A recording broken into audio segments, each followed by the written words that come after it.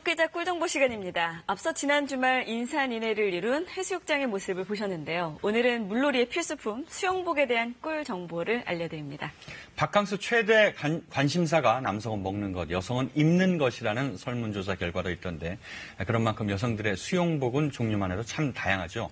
자, 정지주 기자, 올해 수영복 어떤 트렌드를 보이고 있나요? 자, 일단 올해도 래시가드가 대세인 것 같아요. 팔까지 다 가려주는 긴 옷인데 네. 뭐 워터파크나 해수욕장 그런 데 가서 남자분들도 요즘은 이제 위 없이 입고 그냥 다니시면 어색할 정도로 네. 래시가드를 거의 다 입으세요.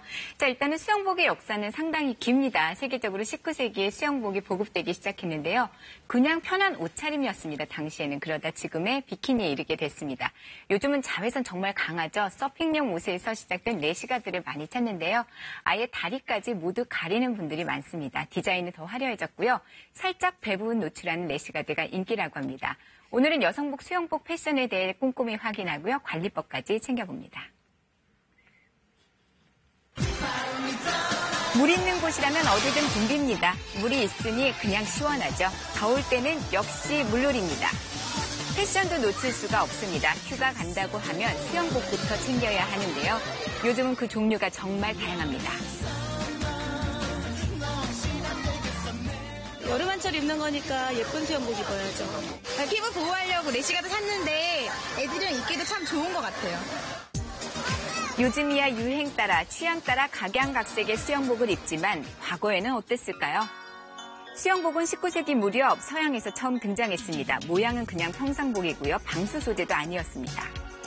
몸매가 드러나는 수영복이 나온 건 20년대부터입니다. 가벼워지고 여성성 강조됐죠.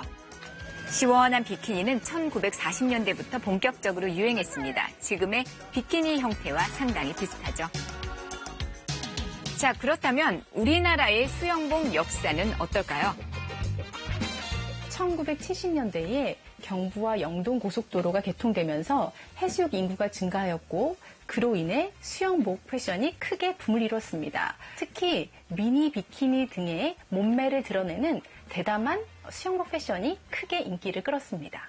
2000년대부터 비키니 위에 민소매나 치마 수영복을 걸치는 패션이 유행을 했습니다. 최근에는 긴 소매로 된 수상 스포츠용 의류죠. 래시가드가 수영복으로 큰 인기를 끌기 시작했는데요. 그 역사 길진 않지만 수영복 패션 상당히 빠르게 바뀌고 있습니다. 올해 유행을 한번 살펴볼까요? 의류 패션 전반의 복고가 여전히 열풍인데요. 이 영향으로 수영복에도 60년대부터 90년대까지 시대의 요소들이 수영복에 반영되어 유행을 끌고 있는 추세입니다. 여성 수영복은 크게 두 종류로 나눌 수 있습니다. 위아래 붙은 원피스와 나뉘어져 있는 투피스입니다. 자, 몇 년 전부터 이 투피스가 인기고요. 자외선 강해진 탓에 피부 보호 위에 래시가드 인기가 높습니다. 디자인은 일단 화려한 게 좋습니다. 발랄한 분위기에 여성스러움을 극대화시킬 수 있죠. 래시가드는 긴 소매라서 자외선으로부터 피부를 지켜줍니다. 이렇게 실용성과 패션 동시에 잡을 수 있어 매력적이죠. 하의는 일반 수영복처럼 길이 짧습니다. 하지만 장소나 목적에 따라 이렇게 긴 하의를 입을 수도 있습니다. 서핑할 때 좋겠죠. 요즘 패션의 강세는 복부가 드러나는 배꼽티 스타일, 그러니까 크롭탑인데요. 래시가드에도 크롭탑이 열풍입니다. 건강미가 돋보이는 효과가 있죠.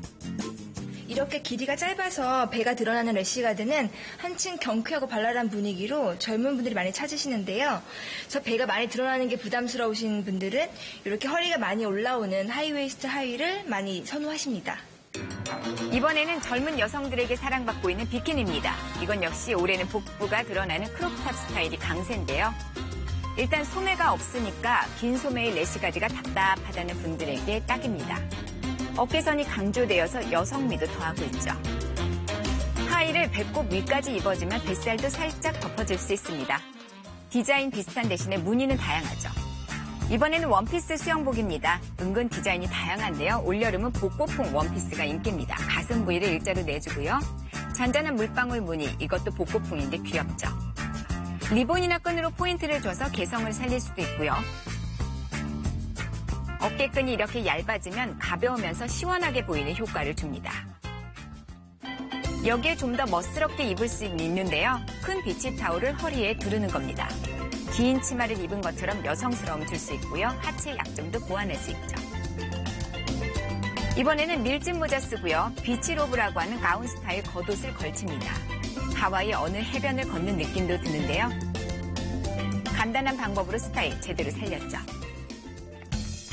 이번에는 관리법입니다. 아무리 좋은 수영복도 수명대로 입으려면 관리가 필요한데 실상은 다릅니다. 여름에 물놀이 갔다 와서 수영복을 젖은 상태로 비닐봉지에 보관을 하게 되었더니 수영복이 상하게 되더라고요.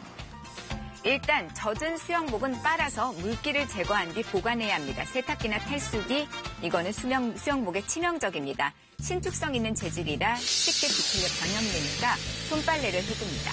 찬물 쓰고요. 뜨거운 물이 닿으면 쪼그라들 수가 있습니다. 수영복 소재인 스판덱스와 폴리에스테르가 온도에 민감하기 때문이죠. 일단 충분히 물에 담그고요. 세제는 집에 있는 올 샴푸 쓰는 게 좋습니다. 반드시 중성 세제 써야 되는데요. 소백제나 섬유유연제는 쓰면 안 됩니다. 물이 빠지기 때문이죠. 자, 이렇게 조물조물 손빨래하고 잘 헹궈줘야겠죠.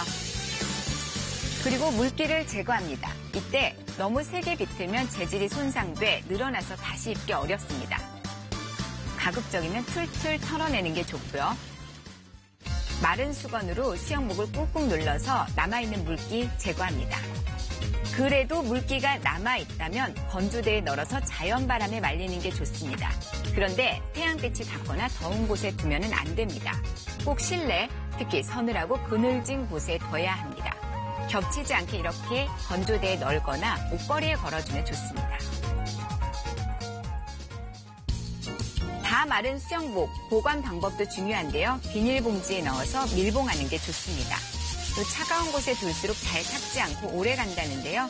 실내 온도가 자주 변하는 만큼 냉장고, 특히 냉동실에 넣어두면 장기간 보관도 문제없다고 하네요. 폭염의 기세가 거셉니다. 피할 수 없다면 즐겨야겠죠. 다양한 수영복이 있어서 올여름 물놀이가 더 즐거워질 것 같습니다.